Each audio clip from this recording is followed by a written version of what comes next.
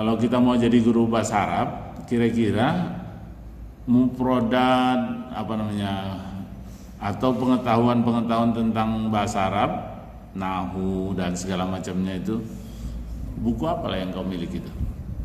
Yang saya pilih Ustaz itu Taisirul Lughatil Arabiyyah, yaitu cara mudah untuk mempelajari bahasa Arab. Karena buku ini kan Ustaz sudah saya pakai waktu saya melaksanakan PPN di SMP ITI Al-Hijrah, dan saya rasa bagian dalam buku ini termasuk mudah sesuai dengan judul bahasa Arab tersebut, yaitu Taisirul Lughatil Arabiyyah, cara mudah untuk belajar bahasa Arab. Karena dalam buku ini yang pertama di situ ada pengenalan kosakata di sekitar sekolah, di sekitar lingkungan sekolah. Kemudian dalam buku ini juga terdapat tentang isim domir, yang mana isim domir ini kan sering dipakai dalam kesehariannya. Dan yang ketiga, di dalam buku ini juga terdapat uslub-uslub ataupun cara-cara untuk menyusun kosakata dalam supaya bisa berbicara bahasa Arab mulai dari dasarnya. Kalau sekarang mau jadi guru bahasa Arab, kira-kira cukup modalnya? Kalau kita tamat S1 bahasa Arab FITK itu ngajarnya di mana itu? Kemungkinan Ustaz bisa untuk tingkat sekolah menengah.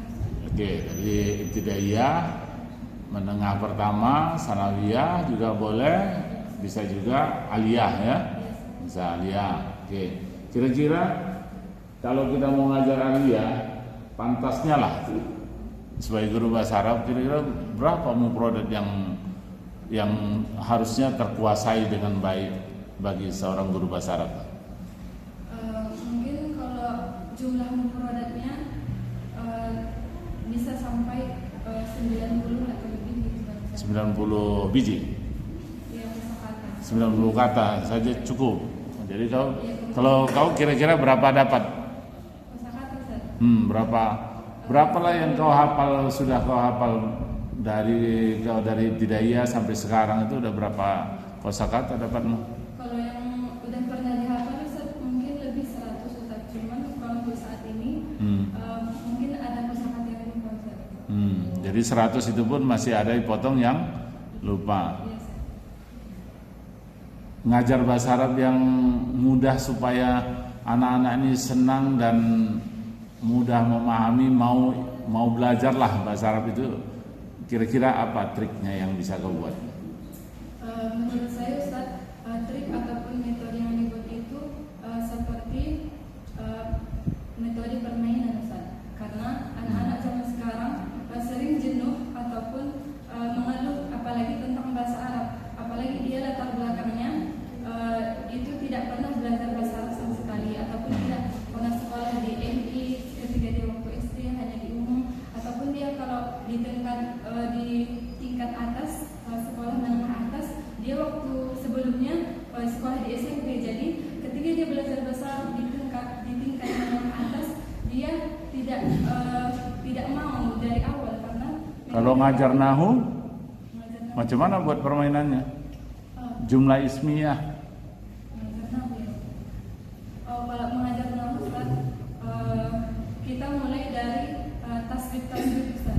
Karena Enggak, saya nanya, kalau kau mengajarkan jumlah ismiyah, gimana caranya?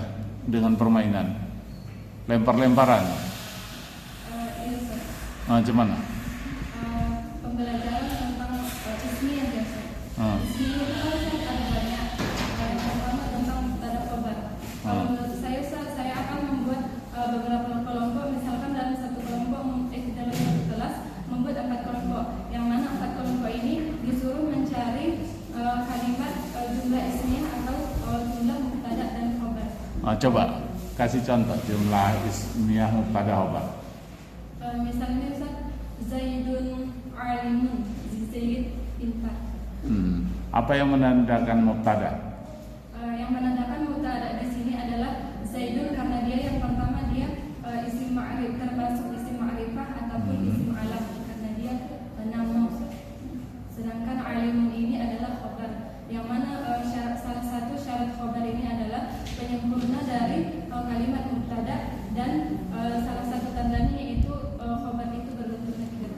Udah pernah buat RPP? Sudah Ustaz. Udah, bisa. Jalan Ustaz. Betul. Waktu PPL Ustaz. RPL. Setelah itu nggak buat lagi. Belum Ustaz. Oh. Karena belum mengajar. Oke.